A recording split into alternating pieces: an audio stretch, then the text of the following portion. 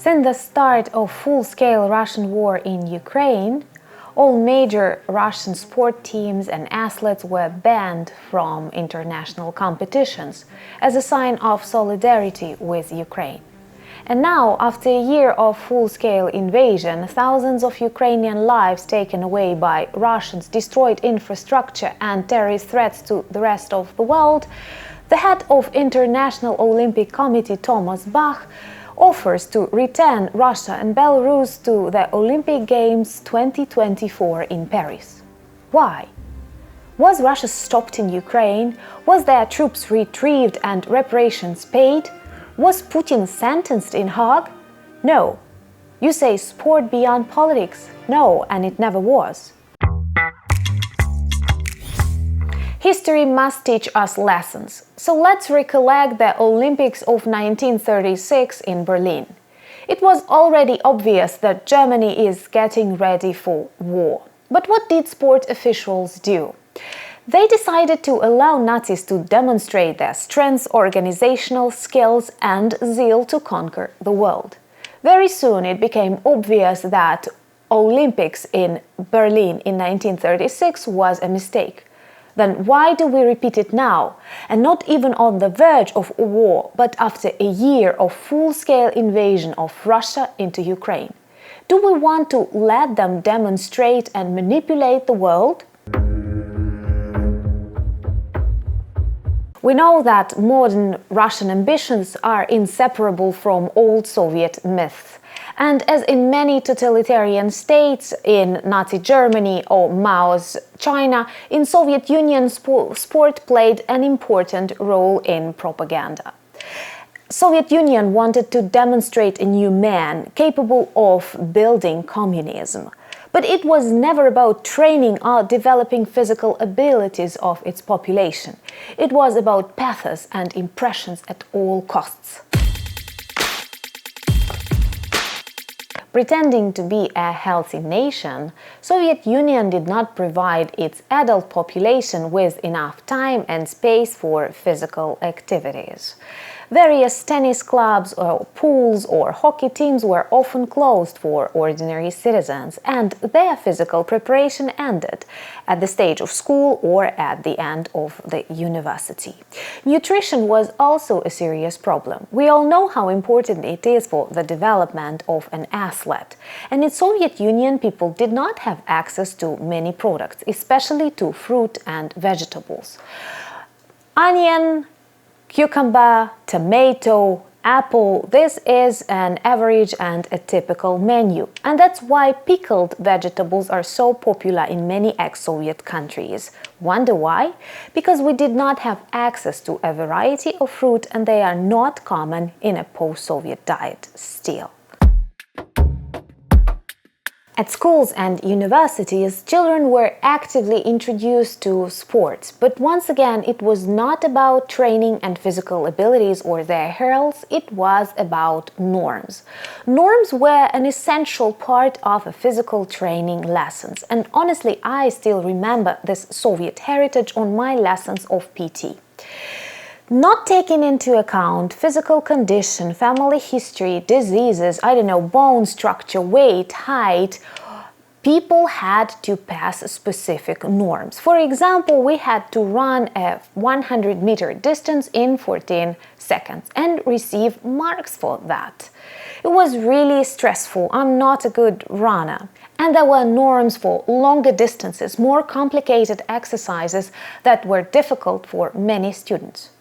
How did we survive, honestly? Stronger students knew how to trick teachers.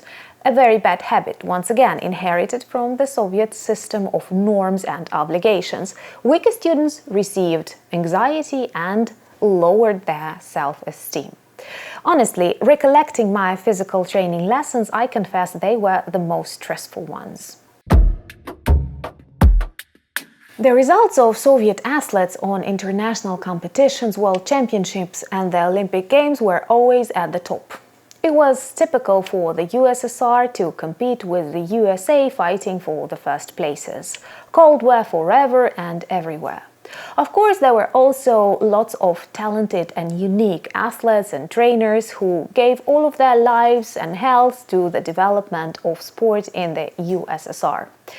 But they often lacked opportunities to travel, to develop, and many of them, when traveling abroad, when participating in international competitions, took these opportunities and escaped the USSR. For example, the first one among these athletes was Viktor Korchnyi, who in 1976 decided to stay in Amsterdam. He was a famous champion of chess. Lyudmila Belousova and Oleg Protopopov, world-famous figure skaters, four-time winners of the Figure Skating World Cup, decided to escape the USSR in 1979 when touring in Switzerland. They were idols of the Soviet Union and within one night became enemies of the people. It is very important to understand that many of these people escaped the USSR not only of political pressure, but also because of inability to develop professionally as a sportsman, to train, travel, and learn more. A tragedy always followed this decision because many of their family members were persecuted, lost their jobs, and they were forever erased from the history of the Soviet sport.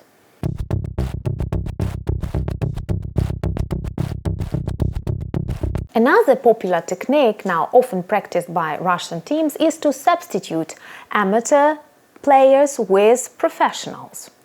In the USSR, many amateur sportsmen were registered as workers at the factories or plants or as students of the universities, but actually they dedicated all of their time to training, thus being truly professional athletes. And later they traveled, for example, to Canada or Norway to play hockey with their real amateur team, and of course they always won. Fair play? Not, of course, but a very Russian style. An essential part of communist propaganda, sport was very important for the USSR image, but it also reflected its essence very well. It was all about results. It squeezed health and ambition out of people and did not care much about their physical abilities or their free choices. Inability to travel, inability to develop total control when traveling abroad led to lots of physical and psychological problems among former sportsmen and athletes. Let us know, would you like more about Olympics in Moscow in 1980s, because it was truly a symbol of communism and there are lots of dark moments that are hidden from the popular media.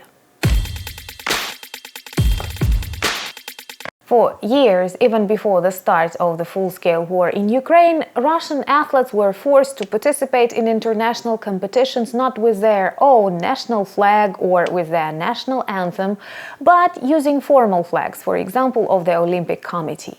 Why? Because of numerous doping scandals, bribes and fraud that is so typical for Putin's home.